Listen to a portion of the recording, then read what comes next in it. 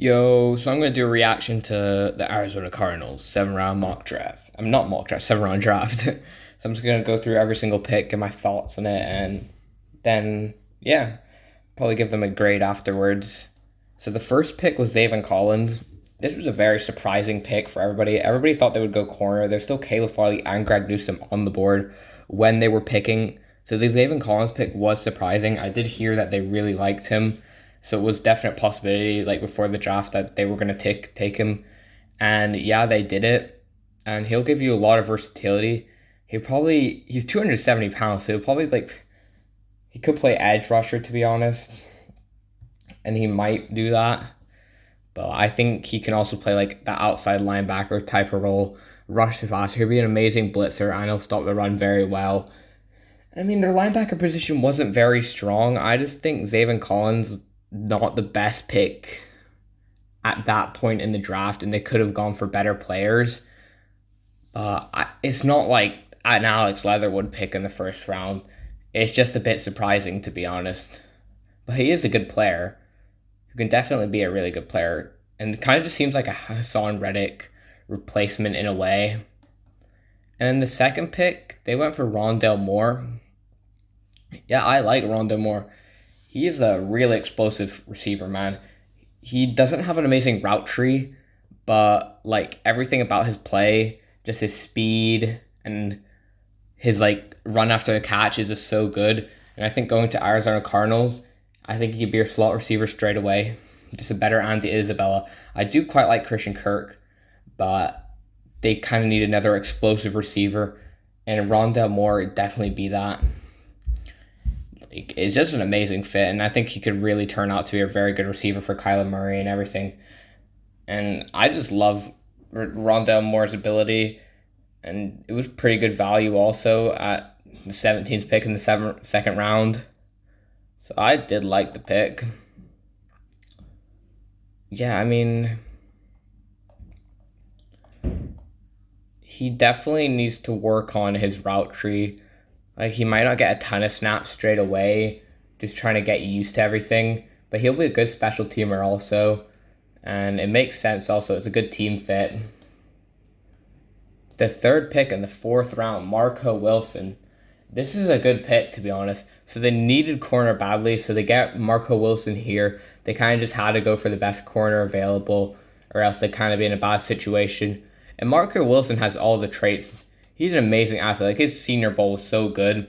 He just lighted up the whole thing. He like jumps so high. He's like so athletic. He's fast. He does everything you want, really. And I mean, I think he can turn out to be a pretty good corner in the league, to be honest. He'll probably struggle a bit, of course, because I mean, he's a rookie corner, and that's a very hard position to get good at. But I think getting a good young corner like Marco Wilson in there, I think he can potentially in the future be a good player. Just not straight away, you're probably not going to get a massive impact. But I do like the pick, and it makes a lot of sense because they need cornerback pretty badly. Their fourth pick, Victor Dumukeji. This sixth round, this is pretty good value for Victor. Yeah, Victor. I mean, you get yourself another rotational edge player, which is probably a good idea. You got Chandler Jones and TJ Watt, but they're pretty old. And Victor Dumukeji, he can come in like when those players are out and be pretty productive off the edge. He's also a good run stopper. And yeah, he really flashes like all his skill set. Like, he's fast and he's powerful. And he'll be pretty good, to be honest. And at sixth round, it's also good value. So I didn't mind the pick. So yeah, it was a good pick. And then Tay Gowan. This was a really good pick. Was this a 7th round? No, 6th round pick 39. Yeah, I liked it. I thought Tay Gowan would go much before this. Like, he was dropping a ton. He did opt out last year. He had that 1 year production. It was really good, though. I would have liked to see him more, but he kind of had to opt out. Like, he got COVID and everything. But Tay Gowan's a very talented cornerback.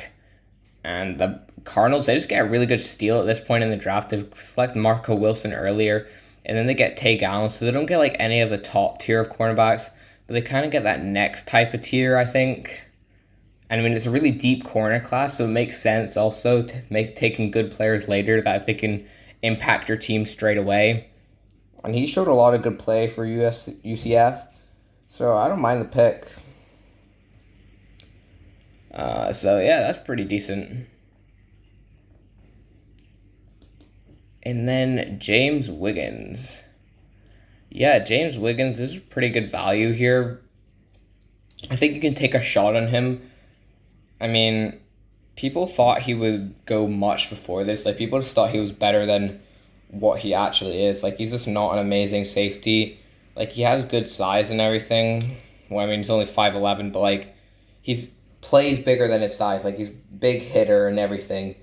But he's just not that good in coverage or anything. I think he can be a good backup and special teamers for you. And he can come in at different points, like sub packages, and be a good player, I think.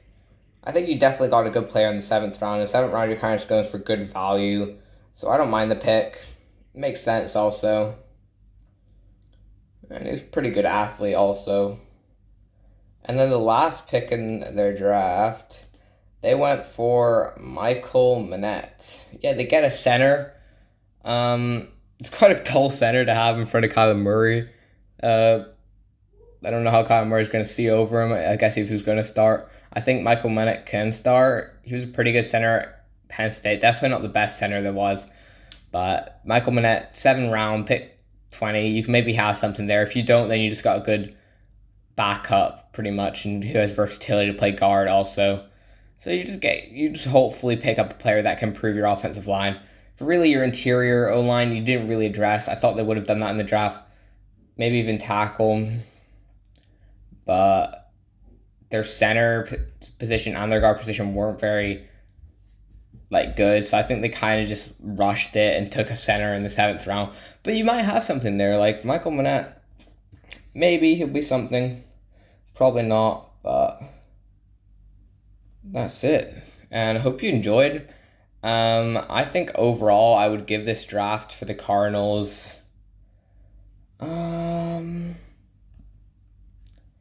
I would give it. It's not an A because there's definitely picks I wouldn't go for. It's not an A plus. It's not A minus. I don't think it's any A. I mean, they did address a lot of their big needs. I think they got better. I don't think they got significantly better. I'll give them a B plus overall. I like their draft. I mean, I like their corner picks. That was kind of the favorite picks. And then I like Ronald Moore. The rest weren't my favorite picks. But overall, I think B plus is pretty good value for this. And there's still some really good undrafted free agents I think they can pick up. So I like it. So Arizona Cardinals, B plus. What do you guys think in the comments? And peace.